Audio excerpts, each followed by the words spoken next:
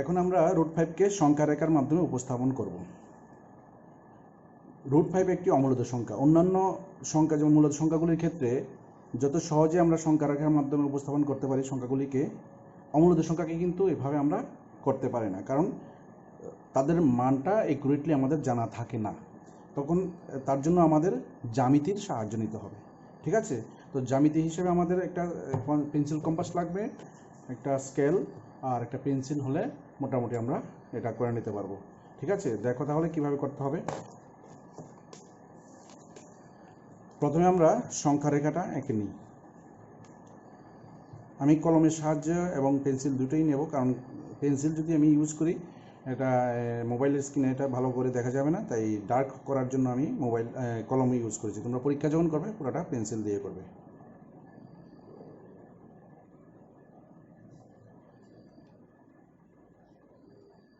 আচ্ছা, এটা এখান থেকে দিই।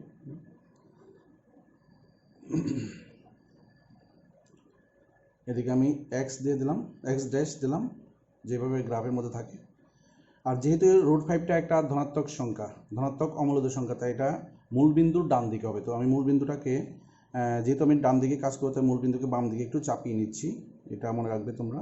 আমি জিরোটা এইদিকে দেখাচ্ছি। জিরো, এখানে আমরা ও বিন্দু দিলাম, এটা মনে করো। আর তার স্থানাঙ্ক জিরো, 0,0। ঠিক আছে, এখন আমরা এর ডান দিকে √5কে আমি দেখাবো, কারণ এটা ধনাত্মক অমূলদ সংখ্যা।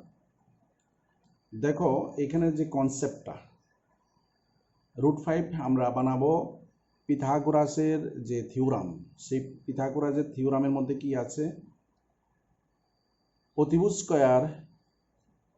এটা তোমরা জানো যে অতিভুজ স্কয়ার, আমি দেখিয়ে দিচ্ছি এখানে, অতিভুজ স্কয়ার সমান লম্ব স্কয়ার যোগ ভূমি স্কয়ার। এটা হচ্ছে পিথাগোরাসের একটা থিওরাম। অতিভুজ, লম্ব, ভূমি, এটা হচ্ছে সমকোণী ত্রিভুজের তিনটি বাহু। এই তিনটি বাহুর মধ্যে এই সম্পর্ক থাকে পিথাগোরাসের উপপাদ্যে, সেটা স্পষ্ট বলা আছে। সেটা দেখবে ক্লাস 10-এ উঠলেও দেখতে পাবে। তো সেই অতিভুজ, লম্ব আর ভূমি, এটা একটা সমকোণী ত্রিভুজ আমার এখানে আঁকতে হবে। এঁকে সেটাকে আমরা প্রুভ করব। সেই অতিভুজ হিসাবে আমরা নেব √5কে। তখন দেখবে তার মানগুলি কি কি হবে। আর লম্ব আর ভূমি আমরা যথাক্রমে, ভূমিটাকে আমরা 2 ধরবো। দেখো আমি দেখাচ্ছি, লম্বটাকে আমরা 1 ধরবো। তাহলে 1 স্কয়ার প্লাস 2 স্কয়ার যদি হয় তাহলে কি দাঁড়াচ্ছে, আমি একটা হিসাবটা দেখাচ্ছি। 1 স্কয়ার হবে 1, প্লাস 2 স্কয়ার হবে 4। তো 4 + 1 কত হবে 5। তো অতিভুজ স্কয়ার হচ্ছে 5। তারপরে যদি আমি অতিভুজ স্কয়ার উঠিয়ে দিই, অতিভুজ থেকে যদি স্কয়ার উঠিয়ে দিই, শুধু যদি অতিভুজ থাকে তাহলে এটা √5 হয়ে যাবে। ঠিক আছে, 5টা উপরে রুট পড়ে যাবে, তার মানে অতিভুজের দৈর্ঘ্যটা হয়ে যাবে কি, অতিভুজের দৈর্ঘ্যটা √5-এর সমান হবে। তখনই আমি সেটাকে কাজে লাগাবো। এখন দেখে থাকো কীভাবে করতে হয়। তো আমি বলেছিলাম ভূমিটাকে আমরা 2 একক ধরবো, আর লম্ব হবে 1 একক, যে সেই অতিভুজ। তখন অতিভুজের মানটা হবে কি, √5। তার জন্য আমরা যে প্রথম ভূমি, এই নিচে এটা ভূমি হবে আর লম্বটা হবে উপরের দিকে। ভূমির দিকে আমরা 2 একক কেটে নেব। 2 একক কাটতে গেলে আমি 1, 2, 3, 4, 5 করে সামনের দিকে এগোবো। তো আমার প্রথমত একটা যে কোনো একটা একক ধরে নিতে হবে, 1 এককের মান। সেটা যদি স্কেল দিয়ে নিই, সেটা 1 ইঞ্চি, বা এখানে সেন্টিমিটার আছে, সেন্টিমিটার দিয়েও আমি নিতে পারি। তো সেন্টিমিটার হিসাবে যদি দেখাই, এটা ছোট দেখা যাবে, তো তবু মানে আমার তোমাকে, ঠিক আছে, এটা আমি সেন্টিমিটার ধরবো না, আমরা যে কোনো একটা মানকে 1 একক ধরবো। স্কেলের যে কোনো, এটা স্কেল দিয়ে মেপে করতে হবে তেমন না। দেখে থাকো প্রথম কাজটি কীভাবে করতে হবে। মাপটা ঠিক রাখলেই চলবে। 0 থেকে 1-এর যে দূরত্ব, 1 থেকে 2-এরও সেই দূরত্বই হতে হবে। আমি মোটামুটি এতটুকু ডিস্টেন্স যেটা আছে পেন্সিল কম্পাসের, এতটুকু ডিস্টেন্সকে বা একটু বেশি, এই এতটুকু ডিস্টেন্সকে আমি 1 একক ধরে কাজ করব। তো প্রথম কাজটা হবে পেন্সিল কম্পাসের যে এই কাঁটাটা, এটাকে আমরা মূল বিন্দুতে বসাবো। ঠিক আছে, বসানোর পর বরাবর বসাবো, বসানোর পর আমরা এটাকে এইভাবে কেটে নেব এখানে। তাহলে এখান থেকে এটার দূরত্ব এক এক হবে। আবার সেম ভাবে এই একের থেকে আবার এইদিকে যদি কাটি তাহলে আবার আরো এক হবে। ঠিক আছে, তাহলে এইদিকে আছে 1 একক, এদিকে আছে 1 একক, এদিকে 1 একক, টোটাল কত গেল? 2 একক গেল। এখন যদি আমি এটা 2, এখানে 1 একক, এখানে 1, তাহলে আমার এদিকে হলো 2, এই জায়গাটা এতটুকু পর্যন্ত 1 হলো, আর এখানে এতটুকু 2 হলো। এখনের কাজ হবে 2 একক যেখানে গেল সেই জায়গাতে এই আমি এটাকে x দিয়ে দিই, এই জায়গাটাকে এদিকে একটু বাড়িয়ে দেবো আমরা। এটা যদি আর একটু লম্বা করে নিই সুবিধা হবে স্কেলটা।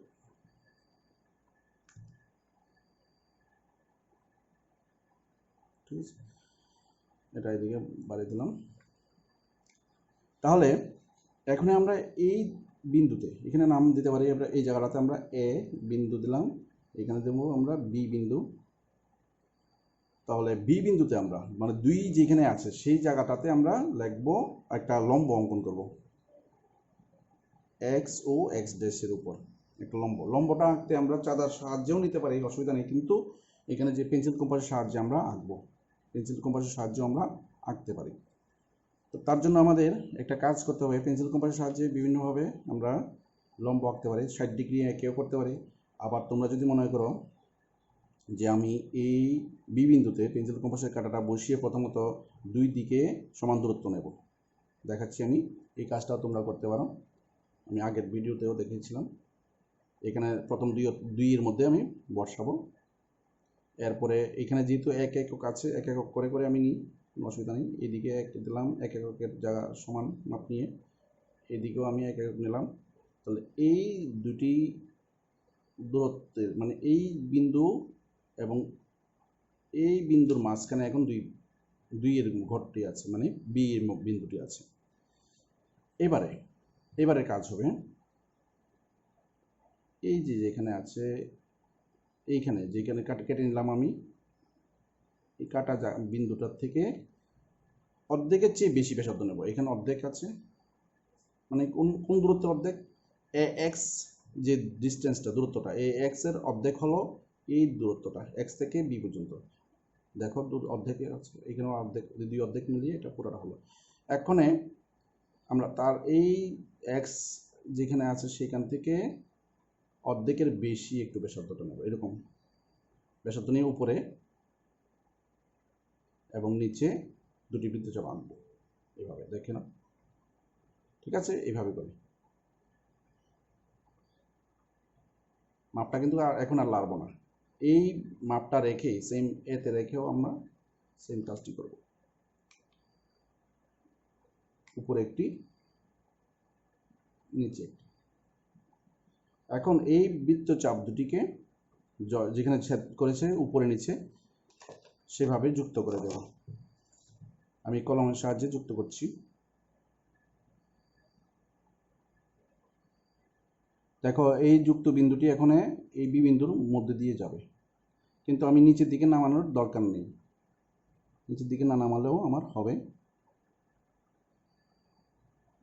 আমি একটু লম্বা করে টানি, আমি এতটুকু এই বিন্দু পর্যন্ত দিলাম, নিচে দিলেও অসুবিধা নেই, তবে আমার দরকার নেই, আমার উপরের পার্টটা নিলেই হবে। ঠিক আছে, যুক্ত করলাম। এখন তোমরা দেখো ও থেকে বি বিন্দুর দূরত্ব 2 একক, তাহলে ভূমিটা 2 একক হয়ে যাবে। আবার এক্ষণে আমার কি করতে হবে, ও বিন্দু থেকে এইদিকে একটা বিন্দু পর্যন্ত আমার একটা রেখা টানতে হবে, যা অতিভুজ নামে পরিচিত হবে, আর সেটা এই বি বিন্দু থেকে 1 একক হবে। তাহলে আবার এখান থেকে 1 একক দূরত্ব কেটে নেব, এখানে আমি সমান মাপ নেব, এই মাপটি সমান নিলেই 1 একক হবে। তোমরা দেখে থাকো ভালো করে, এইখান থেকে একটা মাপ নেব, আবার 2 থেকে এতে নিয়ে এটা উপর থেকে কেটে নেব, উপর এই। ঠিক আছে, এই মাপটা হলে পর্যন্ত আমি ও সঙ্গে এখানে একটা নাম দিয়ে দেবো এখন আমরা, ও এ বি এখানে আমরা এই জায়গাটাকে সি দিতে পারি, সি। ঠিক আছে, এই বিন্দুটা ওর সঙ্গে সি বিন্দু যুক্ত করে দেবে। বিন্দুগুলি কি ধরবে সেটা কোনো ফ্যাক্টর না, মেন হচ্ছে প্রসিডিউরটা ঠিক থাকতে হবে।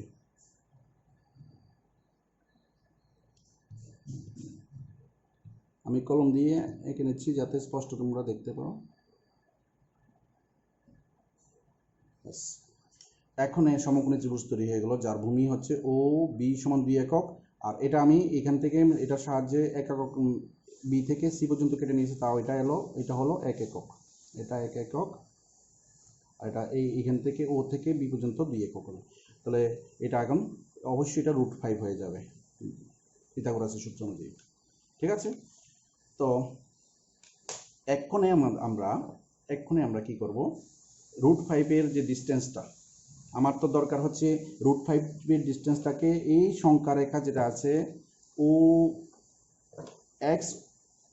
এক্স ড্যাশ যে সংখ্যা রেখাটা আছে সংখ্যা রেখার মধ্যে ফেলানো, সংখ্যা রেখার মধ্যে দিয়ে মানে এক্স অক্ষ বরাবর কতটুকু দূরত্ব যায় সেটা বের করা। এটা তো আর এক্স অক্ষ বরাবর যায়নি, এটা তো উপর দিকে চলে গেছে। তাহলে এই ডিস্টেন্সটাকে আমরা এখন পেন্সিল কম্পাসের সাহায্যে মেপে নেব। ম্যাপে যে দৈর্ঘ্যটা পাবো তা এখানে কেটে নেব। কেটে নিলে যেখানে গিয়ে মিশবে সেটা হবে ও থেকে ওই বিন্দুটার দূরত্ব পর্যন্ত হবে √5 দূরত্ব। ঠিক আছে, দেখো আমি এই কাজটা করছি, এটা কিন্তু খুব গুরুত্বপূর্ণ বিষয়। এখন এই আবার কাটাটা এখানে বসালাম, একটু ভালো করে বুঝতে হবে।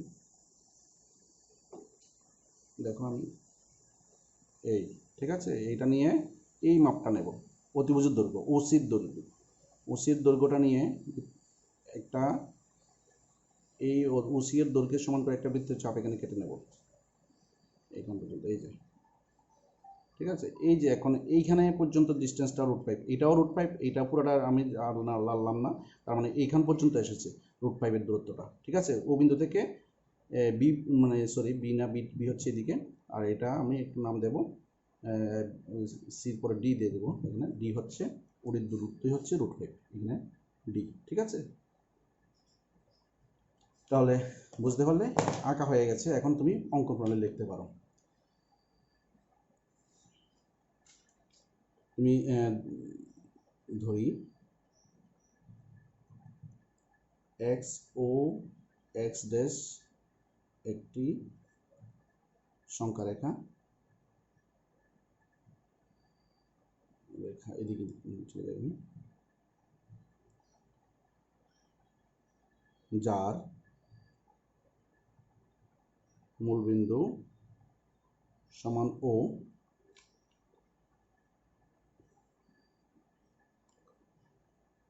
ও এ সমান এ বি সমান 1 একক। সুতরাং কি হবে, ও এ যত 1 একক, আবার এ বিও 1 একক, তাহলে ও থেকে বি পর্যন্ত কত হবে, সুতরাং ও বি সমান 2 একক। এটা তোমরা জানো, এটা 2 একক হলো। এখন বি এর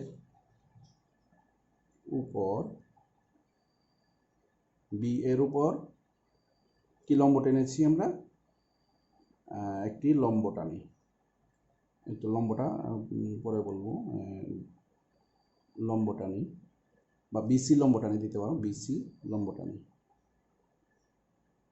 বি এর উপর বিসি লম্ব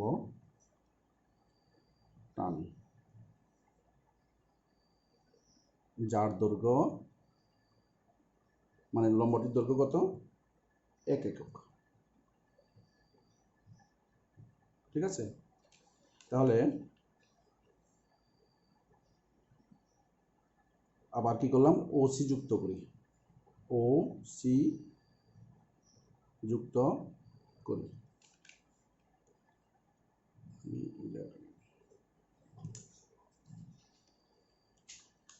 ও সি যুক্ত করলাম। এখন সমকোণী ত্রিভুজ, কি ত্রিভুজটার নাম, ও বি সি, ও বি সি হতে পাই, কি পাই, ওই যে জায়গাটা লিখবো আমরা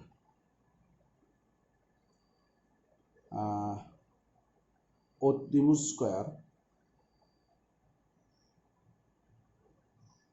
সমান লম্ব স্কয়ার যোগ ভূমি স্কয়ার। সুতরাং অতিভুজ কত আছে ওসি স্কয়ার সমান সমান লম্ব কত এখানে বিসি প্লাস ভূমি কত আছে ও থেকে ভূমি হচ্ছে বি পর্যন্ত ওবি স্কয়ার বা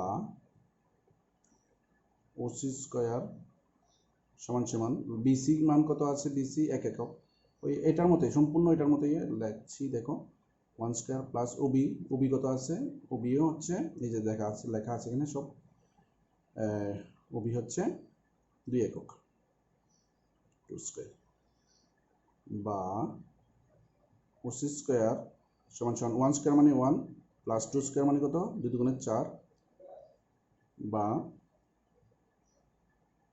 ওসি স্কয়ার সমান 4 একে যোগ করলে 4 আর একে 5। সুতরাং শুধু ওসি স্কয়ার যদি 5 হয় ওসি স্কয়ার যদি 5 হয় ওসি কত হবে এখান থেকে স্কয়ার যদি উঠে যায় এদিকে রুট দিতে হয় √5। এখন এই যে ওসি দেখো এখানে ওসি যেটা আছে ওসিটা এখন √5 হয়ে গেল।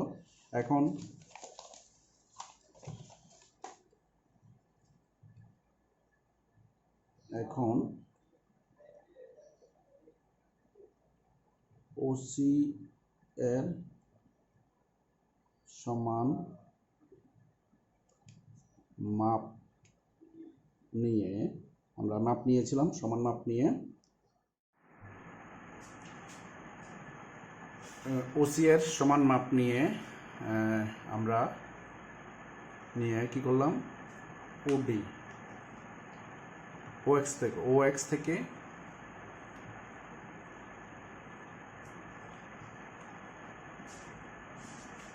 ওবি ব্যাসার্ধ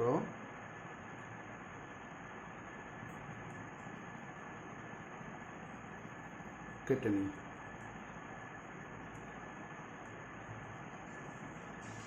ঠিক আছে, সুতরাং ওডি সমান √5।